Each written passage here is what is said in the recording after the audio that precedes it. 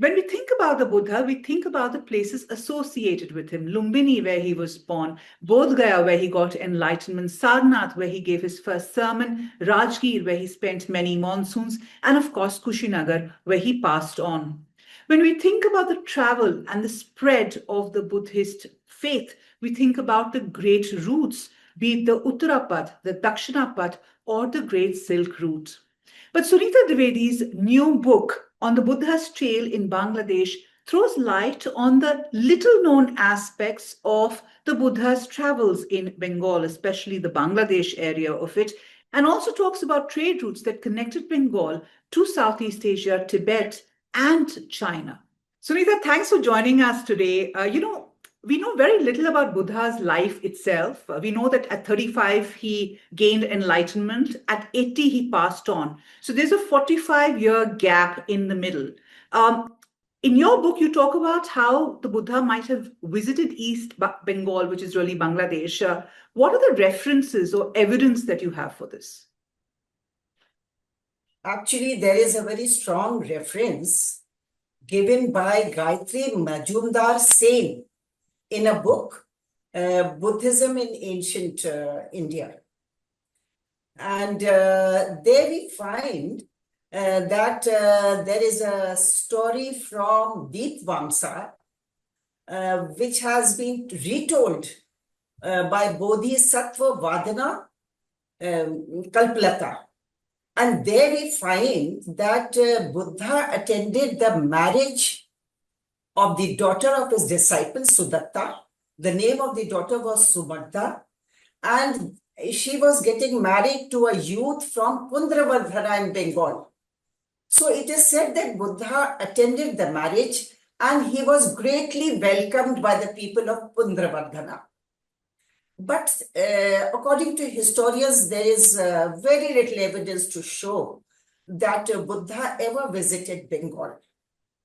But apart from that, any person who is studying the roots, the ancient roots, which is also given a list of the roots, which is given by Rhys David, the roots along the Mahajanpad, we find that all the roots of northern India that were converging at Gaya, they were joined by the routes coming from Bengal, especially from Tamralipti, which was the only port for whole of northern India and the kingdoms of the Himalayas.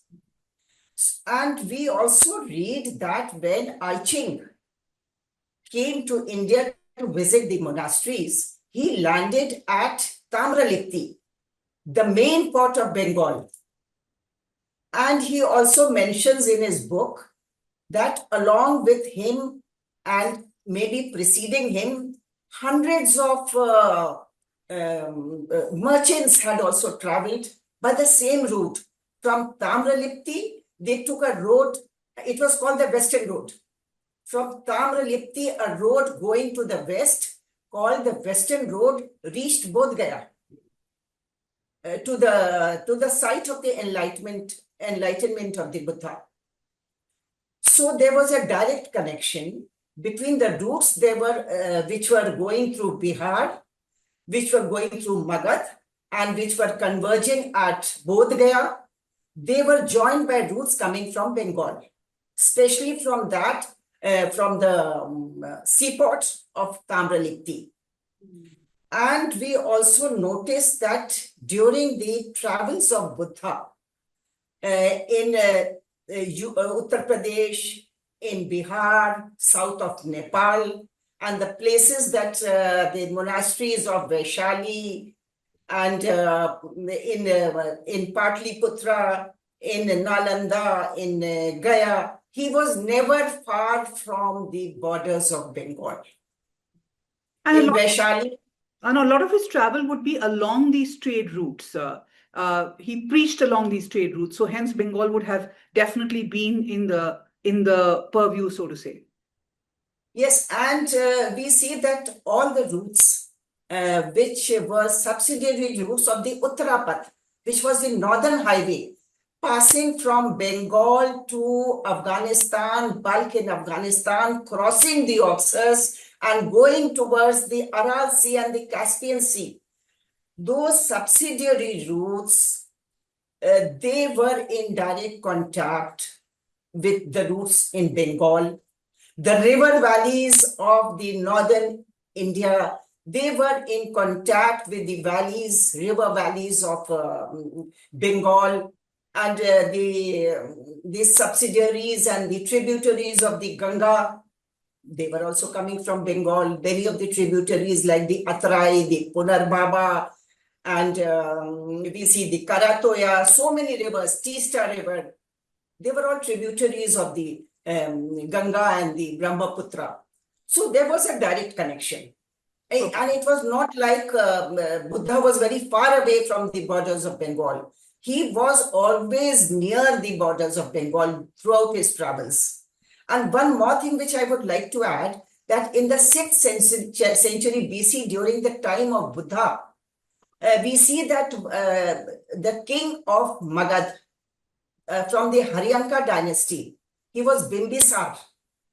He was a follower of Buddha, and he was sending the tenets of the doctrines as far as Gandhara, as far as the lower Indus, to the kings over there.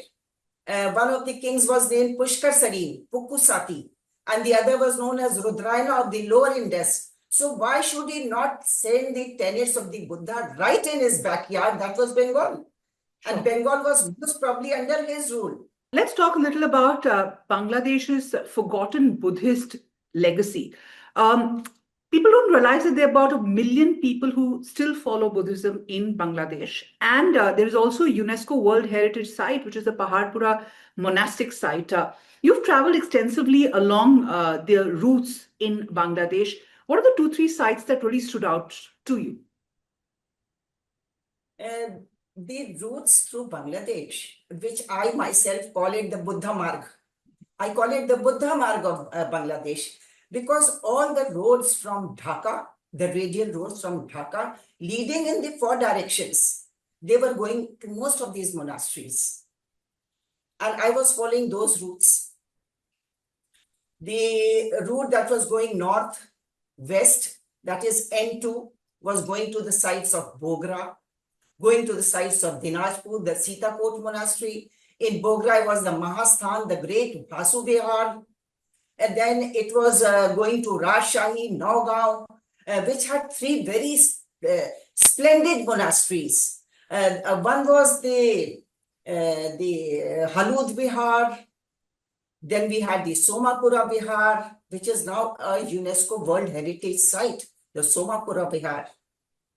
And the other was the Jagdalla Vihar, which are now in the tentative list of the UNESCO. And the other routes that were going to the northeast, that is N1, N2, it was going to Sylhet. There were 4 monasteries over there on that route. And there were major monasteries like Tongir Tek, Dhupi Tek, Ashrafpur, Jankir Tek, 4 monasteries. I visited 3 of them. The other going the N1, which was the National Highway 1, going towards the east, towards Komila and Chittagong. They had so many monasteries, right from Komila, 50 monastic centers on the Manamati Hills. And that route went up to Chittagong, to Cox's Bazar, to Ramu. And then from there, you could go to the islands of the bay in Mahesh Kali, to Sunadia, where they were full of viharas. And we see that according to the latest census of 2022, about 1 million Buddhists, but they are concentrated in the Chittagong division, mainly in the Chittagong division, and which includes the Chittagong hill tracts. It includes Komila, it includes Nohakali, it includes Cox's Bazar and Ramu, Mahesh Kali Island. So they were concentrated in these areas. And that is why there are so many monasteries in the hill tracts and along the bay. And there was another, just one more route I would take. It was called the N10, the Maba Expressway, which reached from the Binapur border to Jeshore and Khulna.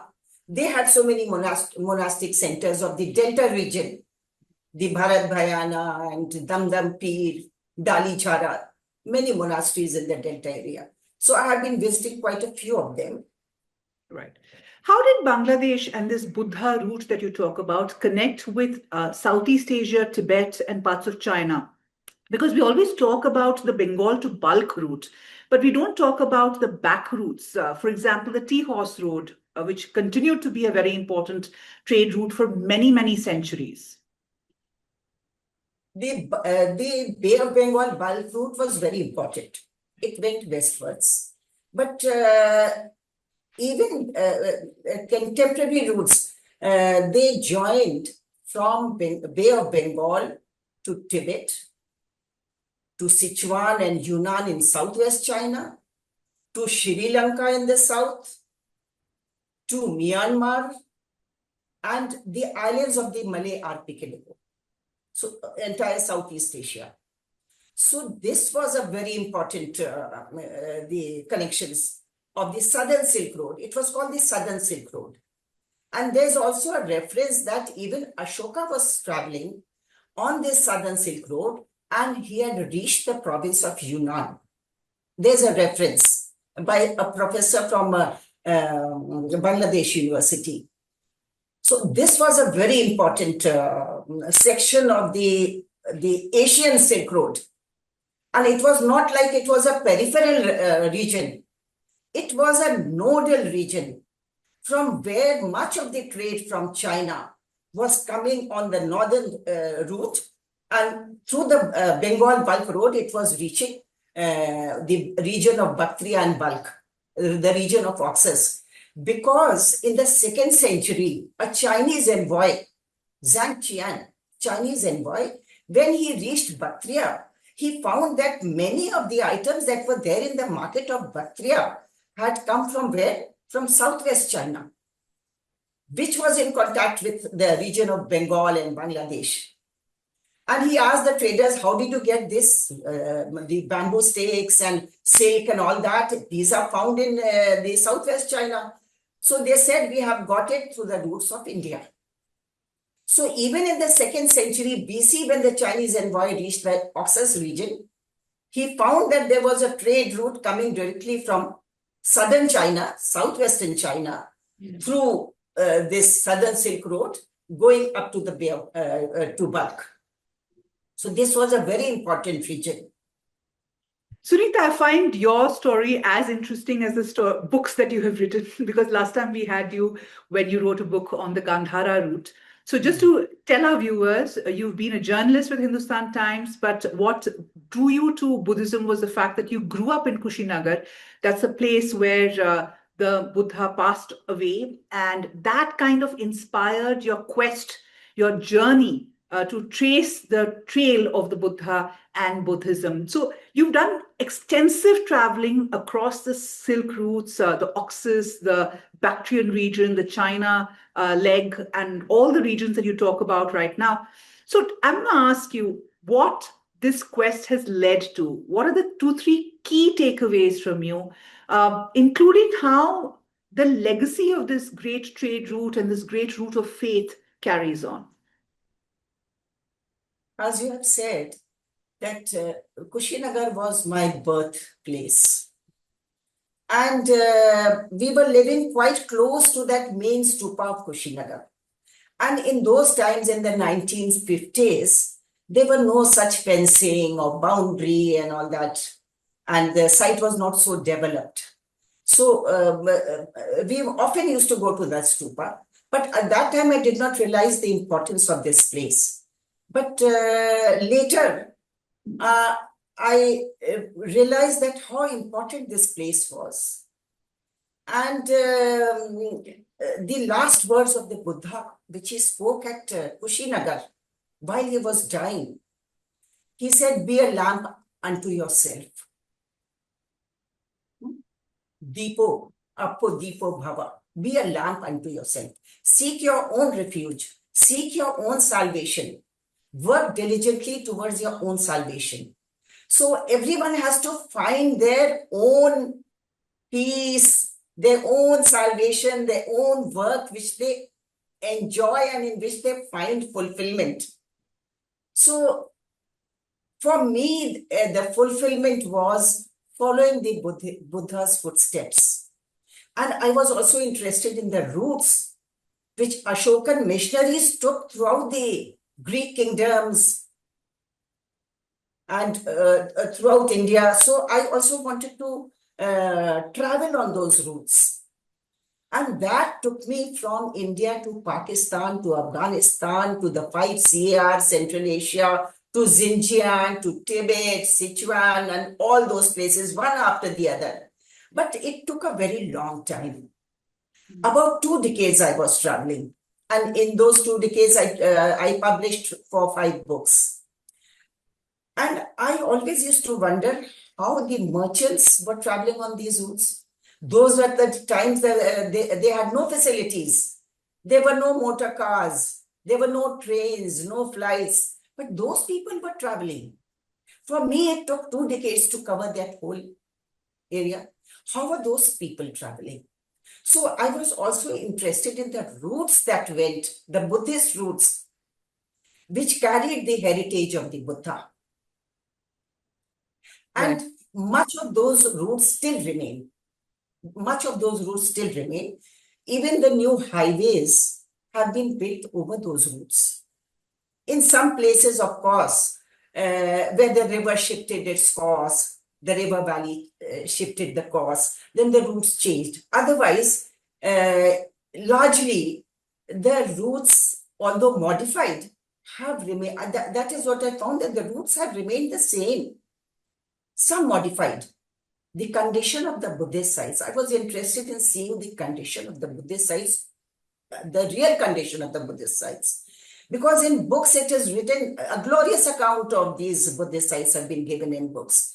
Pages after pages, long accounts, beautiful accounts. But on the ground that I saw, that some of the sites were totally missing. Totally missing. Many sites had fallen into grave ruins. Some sites, of course, like the UNESCO sites, they remained and they were looked after very well. So quite a lot of legacy remains, and the roots remain. But the status of those sites, and the main reason being that in the 7th and 8th and up to the 9th century, the population had adopted another faith, that was Islam. Right. And the sites were abandoned. And a new landscape emerged, a new landscape. So naturally, the sites were neglected. Right. So yes, the sites have almost disappeared, and that's why Sunita's work is so significant. Her 2 decades long journey is so significant. So do catch the book, the new book that Sunita has written on following the Buddha's footsteps in Bangladesh. But I also urge you to look at her earlier books, because together they'll give you this entire picture of not just her travels, but also the story of Buddhism and how it kind of traversed across the Asian network. Thanks so much, Sunita, for joining us today. Thank you.